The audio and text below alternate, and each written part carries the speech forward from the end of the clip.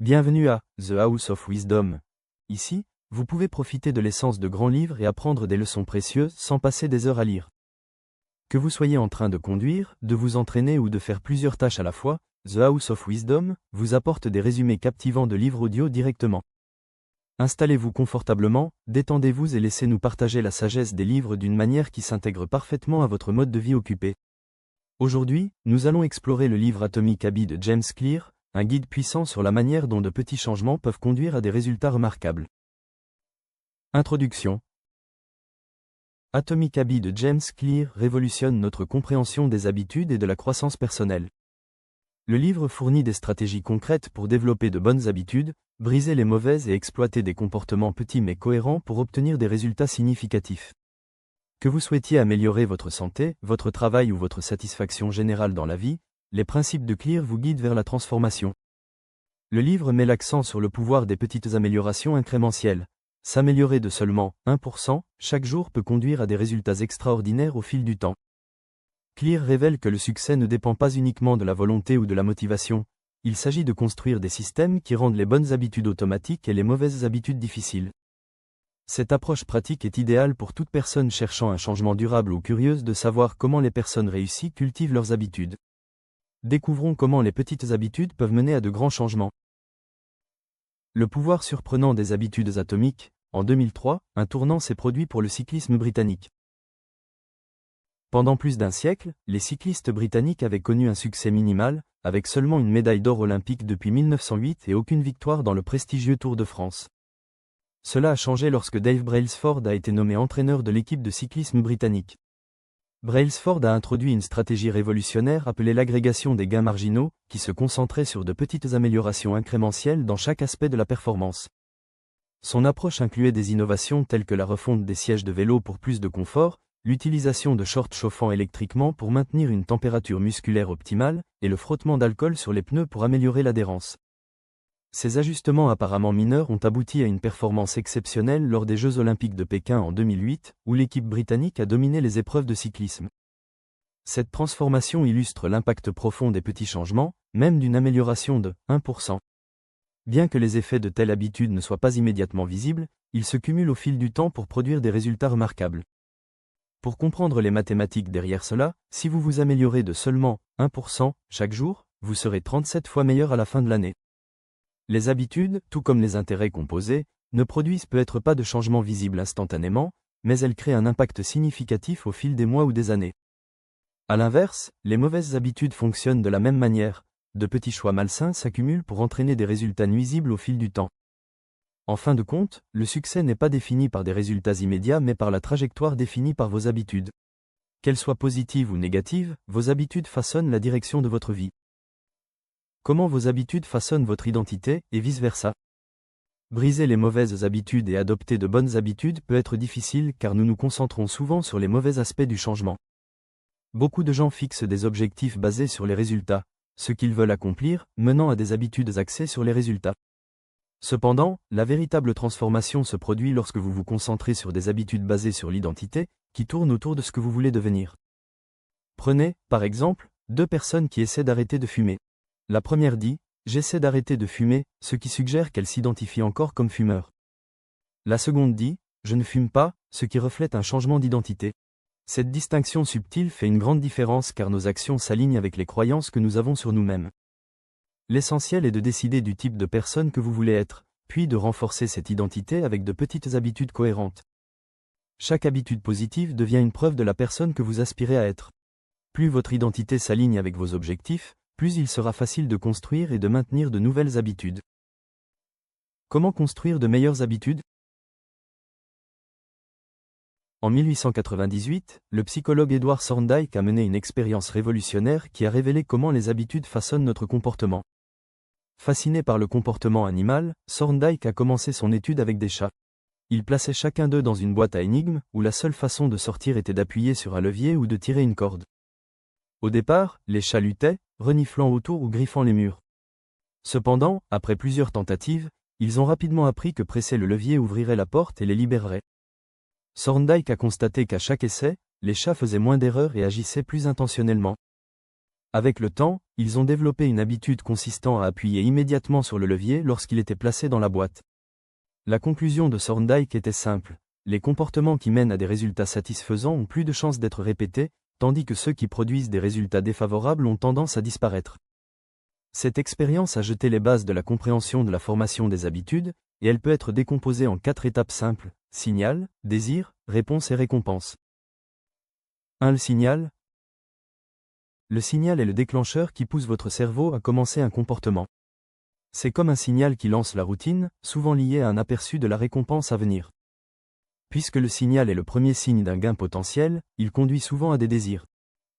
2. Le désir. Les désirs sont la force motrice de chaque habitude. Sans le désir de changement, il n'y a pas de motivation pour agir. Par exemple, vous ne désirez pas fumer une cigarette en soi, vous désirez le soulagement qu'elle procure. Les désirs sont puissants parce qu'ils lient l'habitude à un résultat souhaité. 3. La réponse. La réponse est l'habitude réelle, qu'il s'agisse d'une pensée ou d'une action. La probabilité que cette réponse se produise dépend de la motivation et de l'effort requis. Si un comportement est trop difficile ou demande trop d'énergie, il est moins susceptible de devenir une habitude. 4. La récompense. La récompense est l'objectif ultime de toute habitude. Elle satisfait le désir et apprend à votre cerveau quelles actions valent la peine d'être répétées. Le signal déclenche le désir motive la réponse, et la réponse conduit à la récompense. Lorsque les 4 étapes sont en place, la boucle d'habitude est complète. Si l'une de ces étapes manque ou est insuffisante, le comportement ne se formera pas en une habitude durable. Comprendre ce cycle est crucial pour développer de bonnes habitudes et briser les mauvaises. En exploitant cette simple boucle d'habitude, nous pouvons construire de meilleures habitudes qui perdurent. La première règle est de la rendre évidente. La première loi le rend évident. L'homme qui n'avait pas l'air bien. J'ai entendu un jour une histoire à propos d'une femme qui avait travaillé en tant que paramédic pendant de nombreuses années. Lors d'un rassemblement familial, elle remarqua quelque chose d'inhabituel chez son beau-père. Elle ne pouvait pas exactement identifier ce qui n'allait pas, mais elle insista pour qu'il aille immédiatement à l'hôpital. Quelques heures plus tard, les médecins découvrirent une obstruction majeure dans une artère qui aurait pu provoquer une crise cardiaque fatale à tout moment. Grâce à son observation rapide, sa vie a été sauvée. Cette histoire met en évidence comment le cerveau humain fonctionne comme une machine à prédiction. Il surveille constamment de petits détails et apprend à reconnaître des modèles basés sur les expériences passées. Par exemple, un paramédic expérimenté peut détecter un potentiel arrêt cardiaque simplement en observant le visage d'une personne. Leur cerveau a été formé pour remarquer des indices subtils indiquant un problème.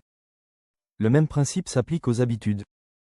À mesure que vous vous concentrez sur des modèles ou des comportements spécifiques, votre cerveau commence à repérer des indices récurrents et des résultats, souvent sans effort conscient. Au fil du temps, ces indices deviennent tellement ancrés dans vos habitudes que vous ne réalisez même pas qu'ils existent. Cependant, avant de pouvoir établir de nouvelles habitudes, il est crucial de comprendre vos habitudes actuelles. Cela peut être difficile, car la plupart des habitudes fonctionnent en mode automatique, façonnées par des années de répétition. La première étape pour changer un comportement est de prendre conscience de ce que vous faites réellement. Pour ce faire, créez une liste de vos habitudes quotidiennes. Une fois la liste terminée, examinez chaque comportement et classez-le comme bon, mauvais ou neutre. Ne tentez pas de changer quoi que ce soit à ce stade, observez simplement. Évitez de vous culpabiliser pour des habitudes négatives ou de vous féliciter excessivement pour les positives. Le changement de comportement commence toujours par la prise de conscience. En reconnaissant vos habitudes, vous posez les bases d'une amélioration intentionnelle. La meilleure façon de commencer une nouvelle habitude. En 2001, des chercheurs en Grande-Bretagne ont mené une étude avec 248 participants pour explorer des moyens de créer de meilleures habitudes d'exercice sur 2 semaines. Groupe 1, groupe témoin, les participants ont seulement suivi la fréquence de leur exercice. Groupe 2, groupe de motivation, en plus de suivre leur exercice, les participants ont reçu des documents sur les bienfaits de l'exercice, comme la réduction du risque de maladie cardiaque et l'amélioration de la santé globale du cœur. Groupe 3, groupe de planification, ce groupe a reçu les mêmes matériaux motivationnels que le groupe 2, mais avec une tâche supplémentaire, il devait créer un plan détaillé spécifiant quand et où il s'exercerait. Chaque participant a écrit « Pendant la semaine prochaine, je ferai au moins 20 minutes d'exercice intense, ce jour-là, à 7 heures, dans cet endroit ». Les résultats furent frappants. Dans les groupes 1 et 2, seulement 35 à 38% des participants ont fait de l'exercice au moins une fois par semaine. Dans le groupe 3, cependant, 91% des participants ont respecté leur plan d'exercice. Ce succès est dû à ce que les chercheurs appellent les intentions de mise en œuvre, un plan détaillé à l'avance qui spécifie quand et où agir. De nombreuses études confirment que créer des intentions de mise en œuvre augmente considérablement la probabilité de réaliser vos objectifs. La leçon clé est que de nombreuses personnes ne manquent pas de motivation, elles manquent de clarté. Sans un plan clair, il est facile de négliger le quand et le où de l'action. La première loi du changement de comportement est de la rendre évidente. En étant spécifique et clair sur vos intentions, vous établissez des indices pratiques pour vos habitudes et facilitez l'action. Le message clé ? Rédiger un plan détaillé transforme des intentions vagues en actions concrètes, augmentant considérablement la probabilité de maintenir une nouvelle habitude. En d'autres termes, si vous voulez établir de meilleures habitudes, commencez par être spécifique sur quoi, quand et où vous agirez. La motivation est surestimée. L'environnement compte souvent davantage. Au Massachusetts General Hospital à Boston, une médecin de soins primaires nommée Anne Thorndike a eu une idée innovante. Elle croyait pouvoir améliorer les habitudes alimentaires du personnel hospitalier et des visiteurs sans compter sur la motivation ou faire des annonces. Avec ses collègues, elle a mené une étude de 6 mois pour changer l'architecture des choix de la cafétéria de l'hôpital. La première étape a été de réorganiser les réfrigérateurs à boissons. Les réfrigérateurs près des caisses, qui étaient remplis uniquement de soda, ont été remplacés par des bouteilles d'eau. De l'eau a également été mise à disposition à divers points de vente dans la cafétéria, tandis que les sodas sont restés dans le réfrigérateur principal. Ce petit changement a eu un impact significatif. Au cours des 3 mois suivants, les ventes de soda ont chuté de 11,4%, tandis que les ventes d'eau en bouteille ont augmenté de 25,8%. Des changements similaires ont été apportés à l'aménagement des aliments, avec des résultats constants. Fait remarquable, personne n'a remarqué les ajustements, mais les effets ont été profonds. Cet expéri montre un principe clé. Les gens ne choisissent souvent pas ce qu'ils mangent en fonction de leurs désirs, mais plutôt en fonction de l'endroit où c'est placé. Par exemple, si vous entrez dans votre cuisine et trouvez une assiette de biscuits, vous commencerez peut-être à les manger non pas parce que vous avez faim, mais simplement parce qu'ils sont juste devant vous. Vos habitudes peuvent changer de la même manière, en fonction des indices et de l'environnement qui vous entoure. L'environnement joue un rôle caché mais puissant dans la formation du comportement humain. Quelle que soit notre personnalité, certains comportements sont automatiquement déclenchés par notre environnement. Malheureusement, les environnements dans lesquels nous vivons et travaillons manquent souvent d'indices clairs qui encouragent des actions positives. Pour cultiver de nouvelles habitudes, il est crucial de concevoir votre environnement de manière à les favoriser. Par exemple, si vous voulez boire plus d'eau, placez des bouteilles d'eau autour de votre espace de vie. Si vous voulez lire plus, laissez des livres dans des endroits où vous passez beaucoup de temps. En effectuant de petits ajustements dans votre environnement, vous pouvez créer un cadre qui encourage naturellement de bons comportements, réduisant ainsi la dépendance à la seule motivation. Le secret de l'autocontrôle. En 1971, pendant la 16e année de la guerre du Vietnam, les députés Robert Steele du Connecticut et Morgan Murphy de l'Illinois ont fait une découverte choquante qui a stupéfié le public américain. Lors d'une visite auprès des troupes, ils ont appris que près de 15% des soldats américains envoyés au Vietnam étaient dépendants de la drogue. Des recherches de suivi ont révélé que 35% des membres du service avaient essayé l'héroïne, et 20% étaient dépendants. Cela a conduit à la création d'un bureau spécial de prévention de l'abus de drogue pour aider ces soldats à leur retour aux États-Unis. Lee Robbins, un directeur de recherche, a démontré que si l'environnement d'une personne change radicalement, ses dépendances peuvent disparaître rapidement. Les soldats du Vietnam étaient constamment entourés de signaux déclencheurs d'utilisation de l'héroïne. La drogue était facilement accessible, le stress de la guerre, la pression des pairs parmi les utilisateurs, et l'anxiété d'être loin de chez soi. Cependant, lorsque ces soldats sont retournés aux États-Unis, ils se sont retrouvés dans un environnement dépourvu de ces signaux, et leurs habitudes ont naturellement changé. Cette découverte remet en question la croyance commune selon laquelle surmonter de mauvaises habitudes dépend uniquement de la discipline. La recherche a montré que les personnes ayant un fort autocontrôle ne sont pas fondamentalement différentes de celles qui en ont moins. En réalité, les individus disciplinés réussissent parce qu'ils évitent les situations tentantes. En fait, les personnes ayant le plus d'autocontrôle l'utilisent le moins. La clé du succès n'est pas de compter sur un autocontrôle constant, mais d'optimiser votre environnement. En rendant évidents les indices pour de bonnes habitudes et invisibles les indices pour de mauvaises habitudes, vous pouvez encourager des comportements positifs sans vous fier uniquement à votre volonté. Par exemple, si vous voulez boire plus d'eau, placez des bouteilles d'eau autour de votre espace de vie. Si vous voulez lire plus, laissez des livres à des endroits où vous passez beaucoup de temps. En ajustant votre environnement, vous pouvez favoriser naturellement de bonnes habitudes sans avoir constamment besoin de motivation ou d'autocontrôle. La deuxième loi.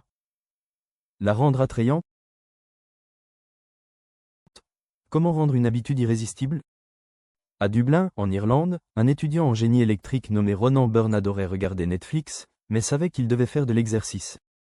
Il a donc trouvé une solution créative. Il a connecté son vélo stationnaire à son ordinateur portable et à sa télévision, puis a créé un programme informatique qui faisait fonctionner Netflix uniquement s'il pédalait à une certaine vitesse. Cette technique, connue sous le nom de Temptation Bundling, a rendu l'exercice plus agréable pour lui. Comment cela fonctionne-t-il? C'est simple. Associez l'action que vous devez faire à celle que vous voulez faire.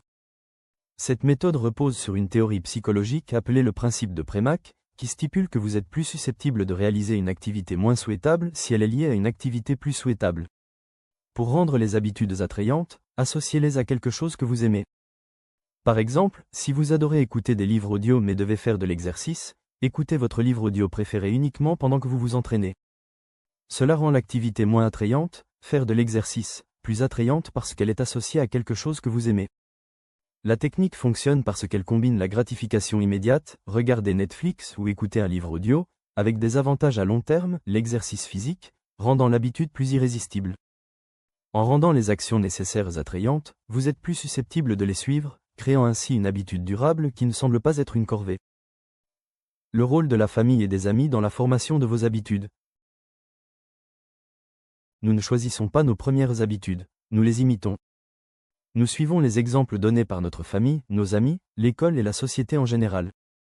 Chaque culture et chaque groupe ont leurs propres normes qui influencent nos habitudes, et souvent, nous adoptons inconsciemment les comportements de ceux qui nous entourent. Nous imitons nos parents dans la gestion des disputes ou des conflits, et nous adoptons même des comportements de nos collègues de travail. C'est une règle bien connue. Si vous êtes proche de quelqu'un, vous êtes susceptible de l'imiter.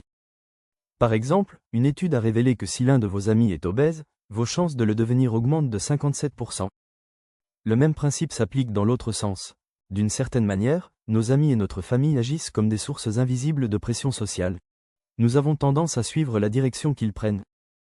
Cependant, la pression sociale n'est nuisible que lorsqu'elle nous pousse vers de mauvaises influences.